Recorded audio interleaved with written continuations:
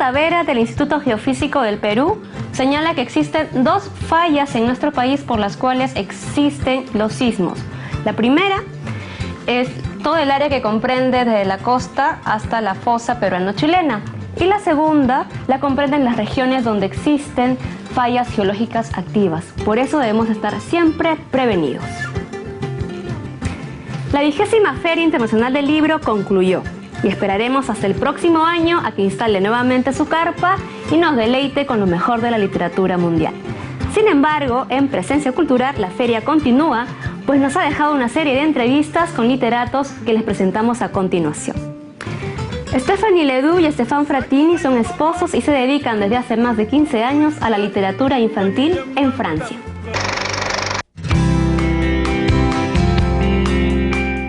Bienvenidos a Perú.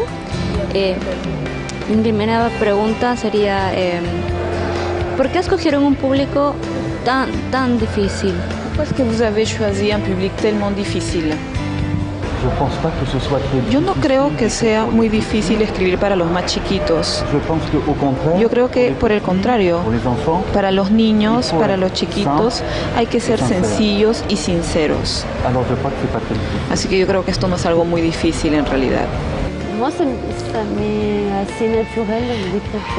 A mí me resulta muy natural escribir para los niños, porque cuando me encuentro entre niños, es en ese momento en que puedo ser yo misma completamente. Me encanta ver las reacciones de los niños y la manera a veces como reaccionan sin pensar mucho.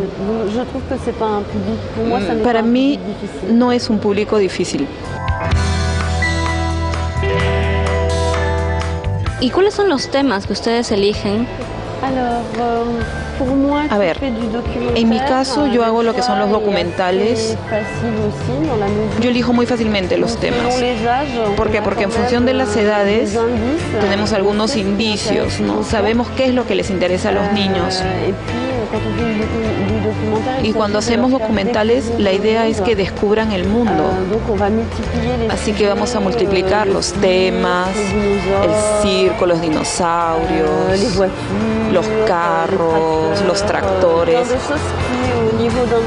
Muchas cosas que para un niño van a ser apasionantes. ¿Han hecho ustedes una especie de focus group? ¿Les gusta, digamos, hacer pruebas con algunos libros con los niños para elegir sus temas, tal vez? Est-ce que vous aimez faire des essais, on va dire, avec les enfants d'abord pour choisir vos sujets? Cuando nos reunimos con los niños en las escuelas, vamos de hecho de manera bastante regular a las escuelas, sí, yo les hago preguntas a los niños. Les digo, por ejemplo, ¿hay temas específicos que te gustan mucho, que quisieras ver en los libros? Y sí me ha ocurrido que a veces los niños me dicen cosas muy interesantes, cosas en las que yo como adulto no había pensado. Y Estefan, ¿qué experiencias recoges cuando conversas con los niños? Cuando tu parles avec les enfants. Yo trabajo con los documentales y con la ficción y les explico que incluso los niños que dicen a mí no me gusta leer, porque a muchos niños les gusta la provocación, no dicen no me gusta leer, prefiero los videojuegos. Yo les digo, ok, está bien, ¿qué es lo que te gusta entonces? Y me dicen, me gusta el fútbol, me gusta otra cosa. Y entonces yo les muestro, mira, acá tienes un libro sobre fútbol. Y ahí me dicen, ah, sí, me interesa. Así que yo les digo, ¿ya ves? ¿En verdad sí te gusta leer? Así que así intento explicarles a los niños que un niño no es algo, un libro no es algo que tenga que ser aburrido, nunca. Así que a los que les gusta leer historias van a leer las historias, a los que les gusta leer otra cosa leerán otra cosa, no tiene mayor importancia. Simplemente simplificamos las cosas. ¿Y ustedes tienen hijos? ¿Es que vous-même vous avez des enfants? Yo tengo tenemos uno, pero ya está bastante grande, 21 años. Pero creció entre libros. Il a beaucoup aidé Stéphanie. Y ayudó mucho a Stephanie, de hecho. Par exemple, il aimait beaucoup les trains, Por ejemplo, a él le gustaban mucho los il trenes, aimait beaucoup le voyage. le gustaban mucho los viajes, así que a menudo le ayudaba, ¿no? Cuando era pequeñito y cuando yo escribía un libro, por ejemplo, sobre un tema que a él le gustaba mucho, él iba a mi oficina y vigilaba lo que yo hacía. Me decía, mamá, tienes que hablar de esto, tienes que hablar de esto otro, tienes que mostrar esto, no te olvides de esto. Era muy divertido. Mais nous avons aussi beaucoup d'antennes. Nosotros también tenemos muchas antenas, digamos, hijos de amigos, hijos de vecinos. A estos niños les gusta mucho venir a casa. Parce qu'on a une pièce remplie. ¿Por qué? Porque tenemos un cuarto lleno de libros y se van con muchos libros, ¿no? Se llevan muchos libros de casa. ¿Ustedes han detectado algún tema que nunca falla con los niños? Est-ce qu'il y a un sujet que vous avez vu et soit toujours une réussite avec les enfants? Sí. Les dinosaures, Los dinosaurios, Los bomberos. les pompiers, sí, los bomberos, les chevaliers, los caballeros también, les pirates los piratas, Les princesses. las princesas, pour les filles. para las niñas. Ça, ce sont des sujets faciles. Son temas fáciles estos. En general, cuando creamos una nueva colección, siempre vamos a empezar trabajando con los bomberos, las princesas, los caballeros. On va essayer d'aller un Y luego poco a poco vamos a querer avanzar, ir más lejos para que descubran, para justamente que los niños descubran cosas más originales, peu plus audacieux. más audaciosas, más audaces, ¿no? Les enfants sont curieux aussi, c'est à nous. Yo creo que los niños sienten curiosidad por todo. Nosotros tenemos que enseñarles las cosas. Il y a autre chose aussi, c'est que, par exemple, Y también, por ejemplo, en el caso de esta pequeña colección, tratamos de hacer cosas para niños que viven experiencias, que tienen experiencias de vida algo especiales. Por ejemplo, no sé si aquí están las carátulas, pero vamos tal vez a hacer un libro sobre parce que un certain los anteojos, porque en algún momento determinado los niños de repente van a necesitar anteojos y no necesariamente les va a gustar, ¿no?, llevar ou alors on a fait un livre anteojos. sur le déménagement. También hicimos un libro sobre las mudanzas, para los niños que tenían que mudarse y a los que les daba pena mudarse. Entonces nuestro papel también es explicar Oui, que certaines choses que es verdad que algunas cosas son difíciles, pero es la vida. aussi trouver des avantages. También podemos encontrar ventajas en estas cosas que parecen ser difíciles. Lo ideal es lograr incluir fantasía, sí, en una experiencia de vida, ¿no? Aunque las cosas sean difíciles, siempre podemos incluir un poco de fantasía. No es que sean dos cosas separadas, Voilà, ¿no? même si on est, je pense à nous, que Stéphanie avait Porque, por ejemplo, estoy pensando ahorita en un libro que había hecho Stephanie sobre las minusvalías. Aunque estemos en silla de ruedas, seguimos siendo una persona. Así que no hay absolutamente ninguna razón dit que les autres soient plus para que los demás estén tristes o algo por el estilo. Así que tratamos de mezclar estos elementos. aucun sujet. No nos permitimos todos los temas. Tenemos que explicar las cosas porque vivimos en un mundo en el que los niños ven la televisión todos los días, ven imágenes de violencia, de guerra. Dans nos livres, Así que nosotros en nuestros libros faire un filtre. también tenemos que hacer un filtro, ayudar a los niños a que entiendan, de repente darles una estructura de lectura, explicar, ¿no?, por qué ocurren las cosas, acompañar de alguna manera a los niños. Nuestro editor Un service qui s'occupe de tiene un vendre les servicio livres que à se encarga de l'étranger. vender los libros en el Mais ça va extranjero, plutôt être titre par titre. pero se va a Donc, un tratar más de livre peut être título por traduit título, es decir, que un libro puede ser traducido al coreano, al alemán, otro libro va a estar traducido al español, al inglés, pero estos se trata de título por título, libro por libro, no hay ninguna generalización en realidad. A veces algunos libros sí han sido traducidos en español, nos gustaría que fueran más los que hubieran sido traducidos, On n'est pas actif par rapport à ça. pero On n'est pas nosotros acteur. en este aspecto en verdad no somos actores, no somos quienes tomamos la decisión. Y también depende de los temas. Por ejemplo, ahorita estoy pensando en estos libros de esta colección. Miren, hay que adivinar acá, ¿no? Hay que adivinar qué estamos viendo, qué es lo que estamos viendo. Es muy lúdico. Hay un título que es son los animales vistos de espaldas. Ça s'appelle Montre tes fesses. En francés se llama Muestra tus nalgas. Et il a été traduit, lui, dans Y ha plein de sido, pays. Je ne sais este pas libro ha sido traducido en muchísimos países, no sé por en qué. espagnol. En espagnol, En español también ha sido traducido, se llama Muestra tu colita. Ça dépend vraiment des... Así que en realidad depende del libro, de los temas. Le habían pedido a Stephanie que hiciera un libro en esa colección de documentales sobre Jesús. Y yo dije, no, puedo hacer una religión sobre la religión en general, pero no un libro solamente sobre Jesús. Y al final no se realizó, ¿no? Por una cuestión de suerte en realidad. Sobre la religión sí podría hacer un libro, no hay problema, no es un tema difícil. Y ya hemos hecho libros sobre los bebés, por ejemplo, no sobre el sexo, pero sí sobre los bebés, donde explicamos cómo explicamos la llegada de un hermanito, de una hermanita, ¿no? Cosas así. Hay muchos libros para adolescentes en Francia que van a abordar temas justamente como el sexo, el amor, temas más específicos, ¿no? Pero nosotros no. Esto es por las edades de nuestro público.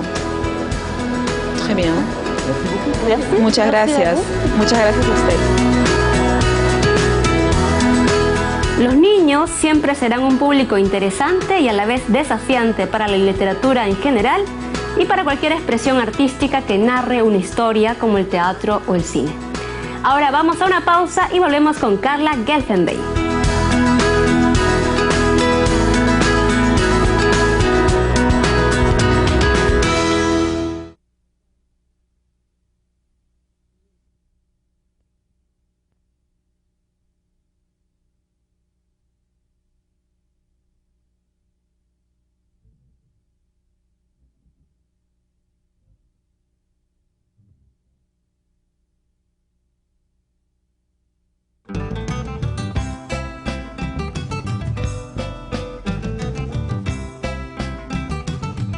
Carla Gelfenbein, escritora chilena de origen ruso-judío, este año obtuvo el premio Alfaguara de Novela 2015 por su obra Contigo en la distancia. Giovanna Mezcua le realizó esta entrevista. Vera Sigal, una enigmática escritora de culto, sufre un accidente aún más misterioso que su pasado. Emilia, una joven marcada por la distancia, y Daniel, vecino y confidente de Vera, se encontrarán en estas extrañas circunstancias. La búsqueda de la verdad entrelazará sus vidas y acabará revelando secretos inimaginables. Descubrir la verdad es lo único que puede acercarlos. Contigo en la distancia. Carla, tú escribes desde muy pequeña. Hemos visto que en el 2002 publicaste tu primera novela, El revés del alma. Luego vienen La mujer de mi vida, El resto es silencio, Nadar desnudas. Y ahora has publicado Contigo en la distancia. Bueno, que también ha sido ganadora del premio Alfaguara 2015. ¿Cómo surge la idea de crear esta nueva novela? Bueno, Contigo en la distancia es un homenaje a una escritora brasilera que es Clarice Lispector, y que ella era una mujer muy particular, ¿no? Yo la leí desde que era muy joven y cuando leí su biografía descubrí que la historia de su familia era muy similar a la historia de mi propia familia. Entonces, esa conjunción de una obra que yo había admirado desde niña y de pronto descubrir que esa obra, que habían estas similitudes con mi historia, me hicieron pensar en la idea de escribir una novela que tuviera un personaje que estuviera basado en Clarice Lispector. Y de ahí surge el personaje principal, que es Vera Sigal, y que después, por supuesto, que toma su propio vuelo, ¿no?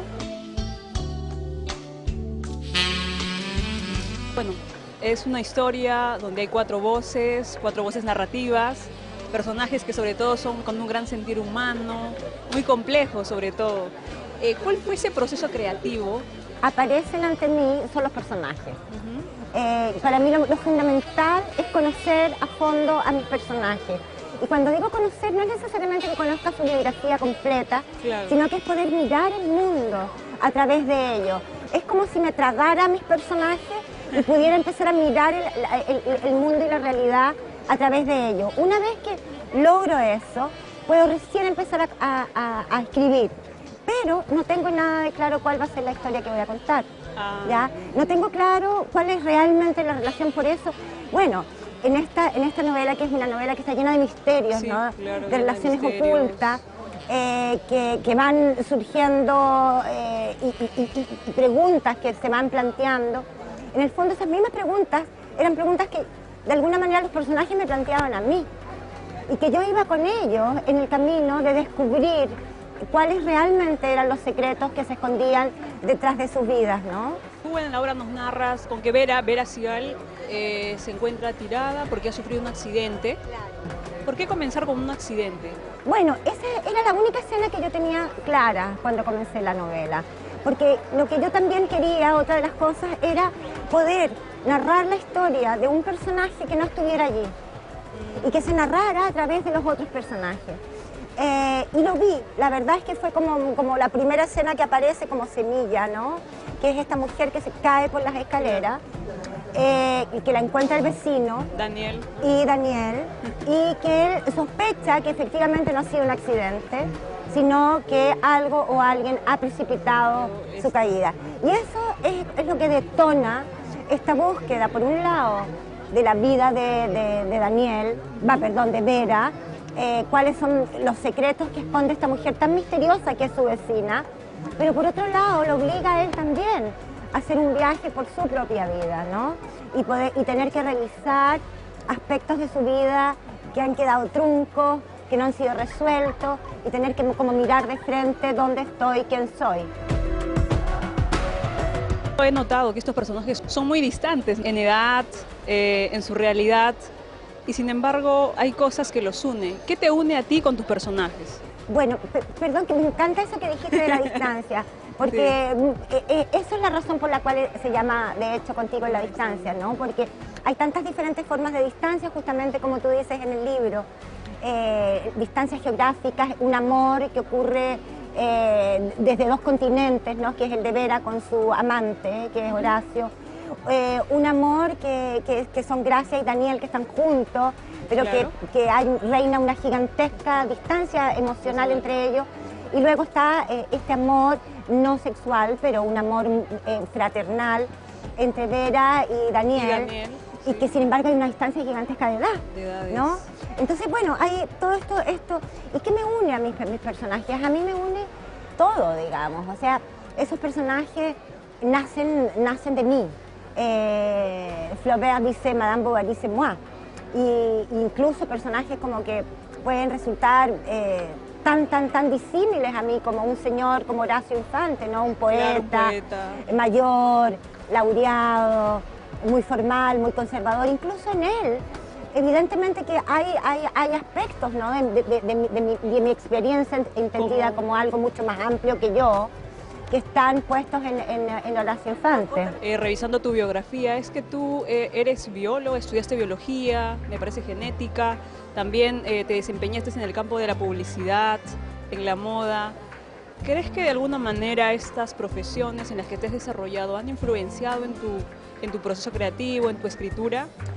Sin duda que sí, sin duda que sí. De la ciencia, bueno, yo estudié biología, y la ciencia se trata de hacer preguntas.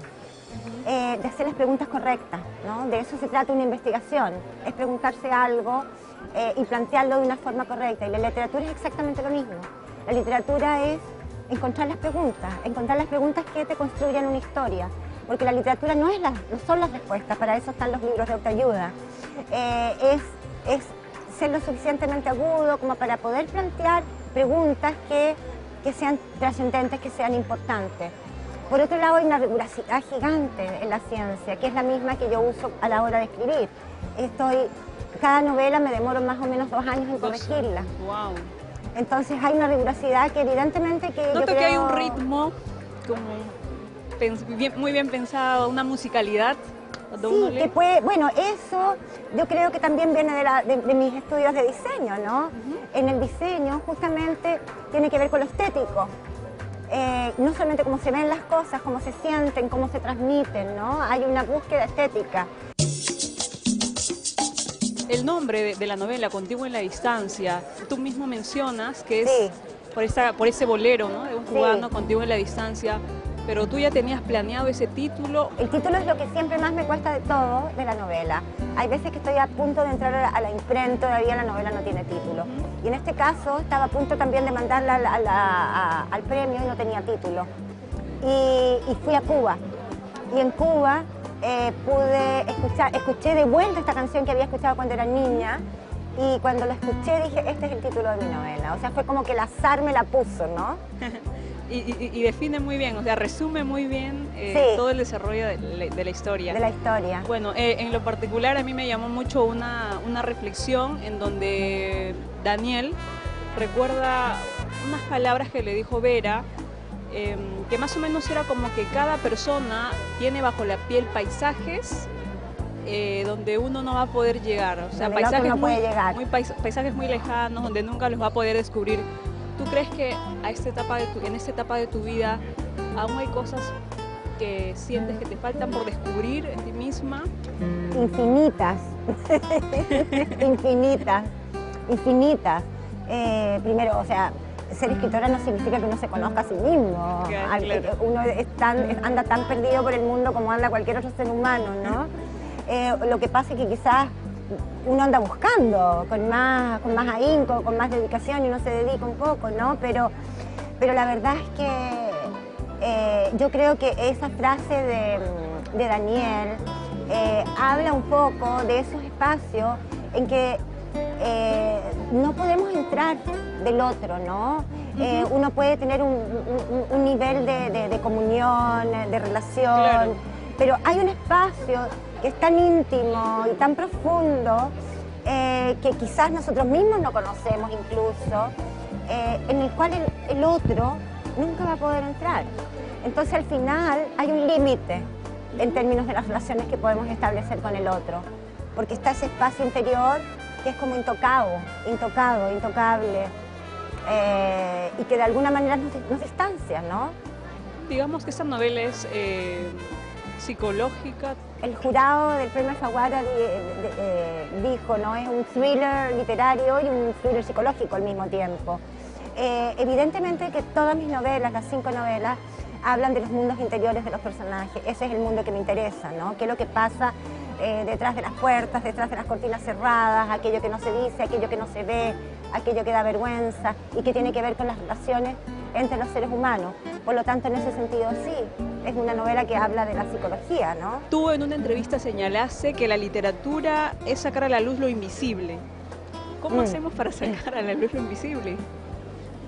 Bueno, yo lo intento escribiendo, digamos, ¿no? Poner en palabra, de alguna manera es eso, ¿no? Unir una palabra con otra, de algo que no estaba y que lo haces visible, es una forma, el lenguaje es una forma. Todas las expresiones artísticas son de alguna manera de poner aquello que antes no existía y que no se veía, ¿no? Pero que está en algún lugar. No se me ocurre otra forma. Eso es todo. No, muchísimas Muchas gracias. gracias. Gracias.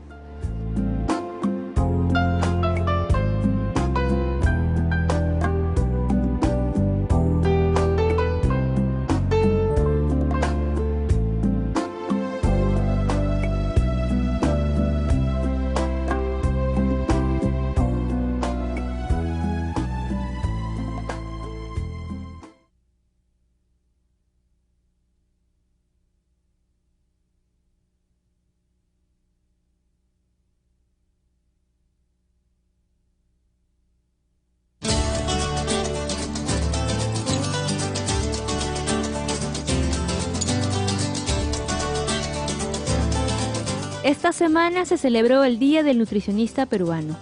Para aproximarnos al campo educativo de esta ciencia, conversamos con Fabiola Jiménez.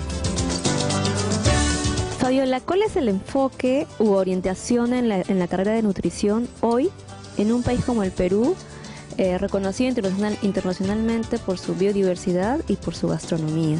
Es complicado analizar, digamos, los perfiles que se están trabajando del nutricionista peruano. Tenemos una partida de nacimiento técnica en el caso del nutricionista en el Perú, ¿no? En el año 47 se forma la primera escuela de dietistas en el Perú, ¿no? Justamente se forma en el Hospital Almenara y era, digamos, una formación muy pragmática, ¿no? Se necesitaba un técnico que hiciera las dietas para los pacientes y se forma esta escuela de dietistas, ¿no? Sin embargo, en estos 68 años han pasado muchas cosas y el perfil del nutricionista, así como su empleabilidad y los ámbitos de acción se han ido incrementando. Todavía tenemos muchas deficiencias. En el caso del nutricionista peruano tenemos problemas en cantidad y tenemos problemas en la calidad de la formación. Problemas en cantidad porque somos muy poquitos nutricionistas. ¿Cuántos son? Somos 6.000 nutricionistas a nivel nacional, que no cubre para nada, digamos, la demanda.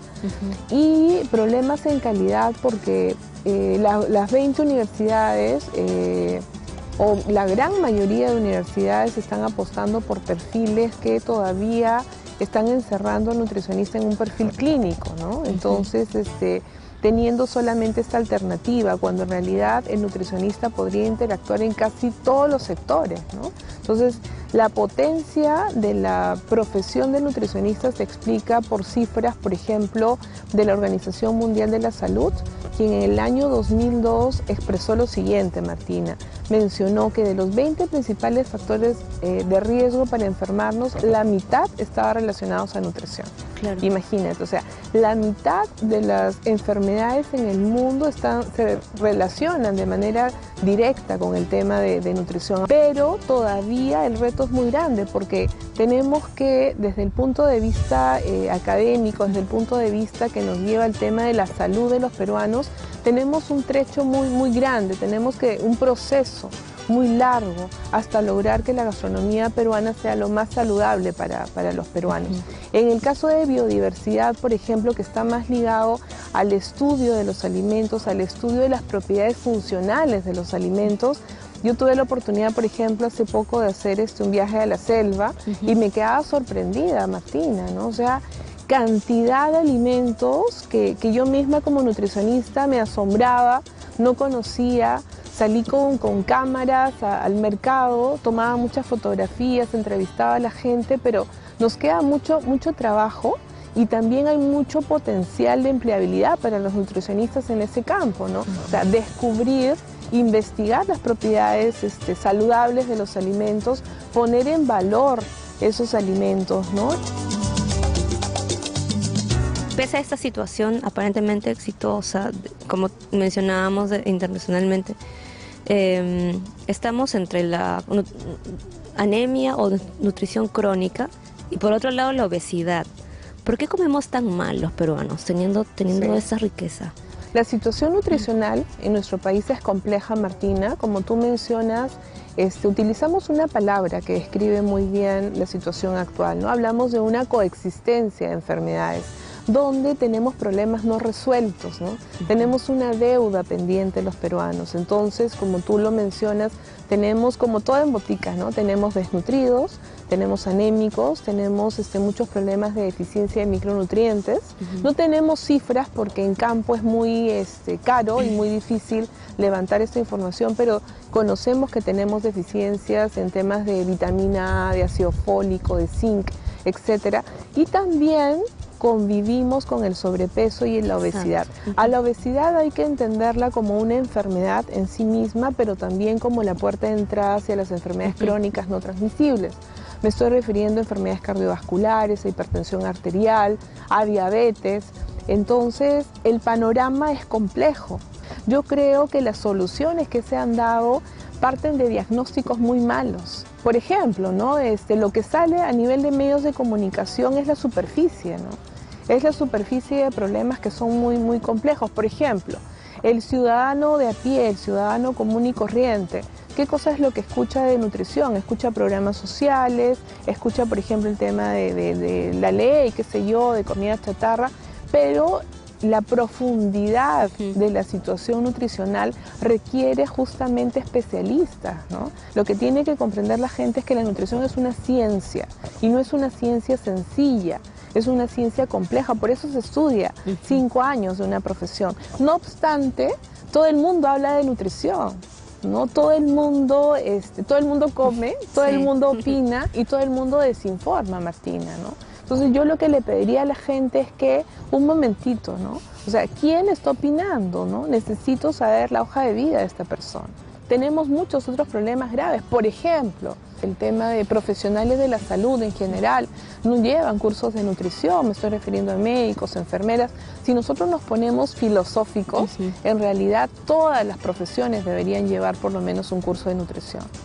O sea, el tema de aprender a comer saludablemente requiere de una capacitación, requiere de la parte académica, ¿no? ¿Cuáles son las prioridades en seguridad alimentaria? Seguridad alimentaria es un tema complejo, Martina, ¿no? Que a veces tampoco se entiende correctamente, ¿no? Cuando yo estoy hablando... Yo te entrego el poder, pero en realidad el hombre no lo tiene, si nadie tiene el poder. El poder está dentro de cada uno de nosotros, entonces ahí hay una trampa.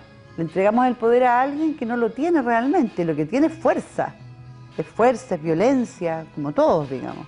A partir de ahora, a mi casa no va a entrar la violencia en ninguna de sus engañosas formas. Claro que cada uno va a tener que poner lo mejor de sí mismo, sí, po. Tú, mi niña, tu dulzura, po, y tu picardía. Paulina, ¿cómo se mide el progreso de las mujeres que son apoyadas por medio de esos talleres? Mira, yo te diría que fundamentalmente un indicador de medición de progreso tiene que ver con la acción transformadora. O sea, cuando un grupo de mujeres o cuando una mujer que está en una situación de violencia o que está intentando salir de una situación de violencia logra insertarse en algún proyecto transformador, es un indicador de que ya se inició un proceso de salida hacia la luz, hacia otro tipo de vida. El indicador más importante es cuando tú empiezas a hacer cosas con otro en una dirección transformadora. Bueno, yo le voy a decirle que yo con el Lucho, 3 años que nada, se nos había desaparecido. Y primera vez que venía a ver a los Lo que pasa es que él me pegaba a mí y a ellos también. Así que han sido tiempos bien difíciles. Así que yo me puse aquí a mirar y ahí estaban estos dos. ¿Sabes qué? Papi para allá, mami para acá. ¿Sabes que me miraban a mí y decían, mami, no sé qué cosa? En otra parte de tu performance vemos a una mujer que se ha acostumbrado a ese círculo vicioso de la violencia, ¿no? ¿Por qué es importante mostrarla? Fíjate que ese personaje tiene una cosa muy curiosa que está basado bastante en mi experiencia como mujer, ¿eh? En esta cosa que tenemos las mujeres maravillosa que es todo dar a los hijos, dar en la familia, dar en la casa, y que hay un olvido de sí misma. Yo te diría que aquí el mayor problema, que también le pasa a los varones, pero estamos hablando de las mujeres, es el olvido de uno mismo. Uno se olvida de uno mismo, por lo tanto, esa mujer en ese monólogo, ella se pega, ¿sí? Ella dice, no seas engreída, Normita, no seas lésbica, o sea, ella se pega permanentemente, que es un poco lo que nosotros hacemos. Eso es teatralizado, es sacado hacia afuera esa cachetada, ¿no? Pero en realidad nosotros todo el tiempo estamos diciendo, ay, qué tonta, pero ¿cómo hiciste esto? Te equivocaste. Entonces sí, no nos damos mucha cuenta porque estamos desconectados, estamos siempre hacia afuera, haciendo cosas como ese personaje que hace lava, hace mermelada, hace queque, hace esto, hace panqueque, está afuera, pero no está conectada con su propia existencia. Cuando uno se conecta con la propia existencia, te puedes empezar a dar cuenta que esto no es bueno porque me hace daño y esto es bueno porque me hace bien. La pelota es lo que le llaman la cancha ya, po. Y yo aquí lavando y mirándome que el panqueque es re fácil, pero te deja todo cocinado, po. ¿Sabes? Finalizando el taller de Paulina Hunt sobre la violencia en el Perú, las alumnas presentarán una puesta en escena a las 7:30 de la noche en el Centro Cultural de España.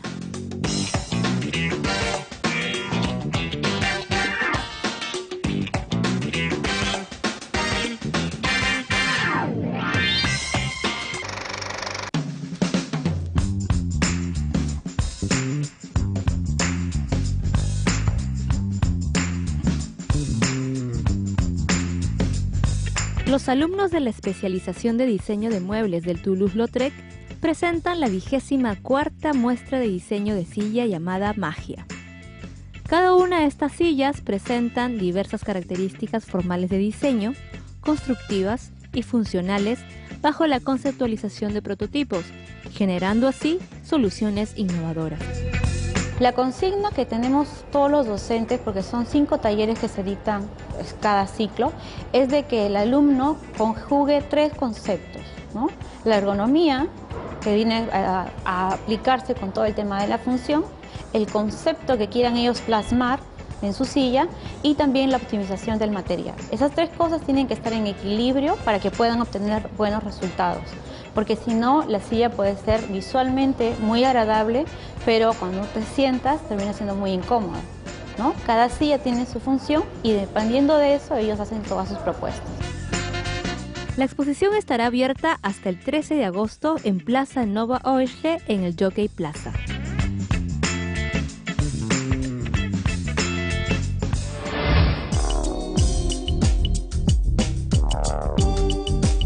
El Centro Cultural de la Pontificia Universidad Católica del Perú presenta la muestra colectiva 5 proyectos, que reúne a 6 artistas locales bajo la curaduría de Max Hernández Calvo, en donde los artistas, mediante sus trabajos, buscan analizar el régimen de la imagen digital y la mecánica, constituyendo una suerte de pausa que toma distancia de las imágenes globales que nos rodean y que rechaza las iconografías de la cultura de consumo, rompiendo con los imaginarios de las industrias creativas.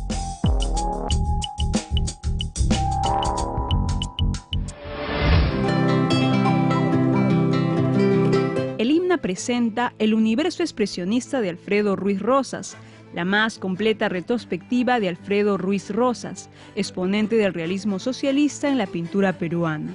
Con la capacidad de comprender los conflictos de su tiempo, representó con la distorsión en sus cuadros la experiencia vivida en su país para poner al espectador en condiciones de valorarla. Uno de los objetivos de su pintura fue el intento de captar la apariencia y vincularla con el conjunto de sensaciones que dicha apariencia suscitaba en él.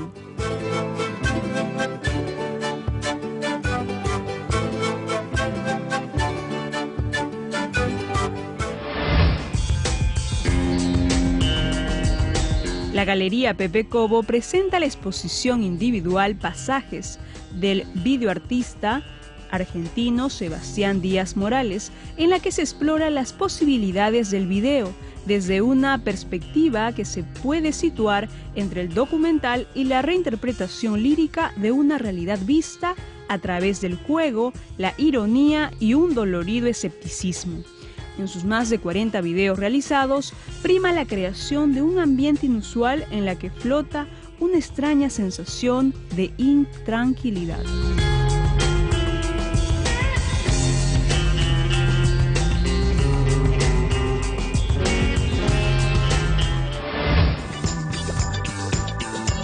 El Centro Cultural de España en Lima presenta la muestra Documentalismo y Tránsito en la colección Alcobendas. Se trata de una exposición fotográfica que reúne una selección de 53 imágenes de las alrededor de 900 fotografías que componen el archivo Alcobendas, realizado por más de 150 autores.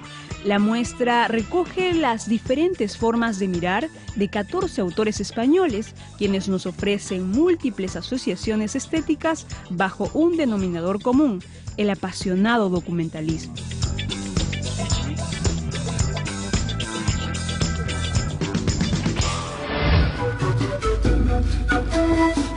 El Centro Cultural de la Universidad del Pacífico presenta la exposición 20 años de la vitrina cultural de la Universidad del Pacífico, que a través de fotografías, infografías y piezas de arte muestra la diversidad geográfica y las artes populares del Perú, las cuales se encuentran estrechamente relacionadas y tienen como antecedente el desarrollo de las culturas prehispánicas.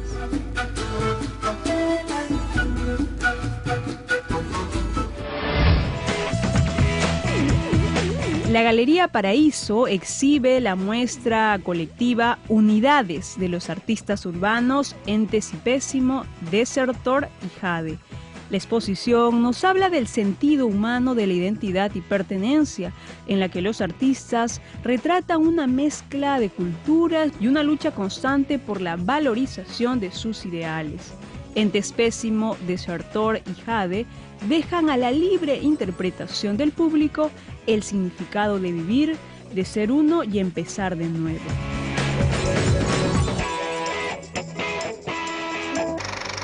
Las últimas del programa.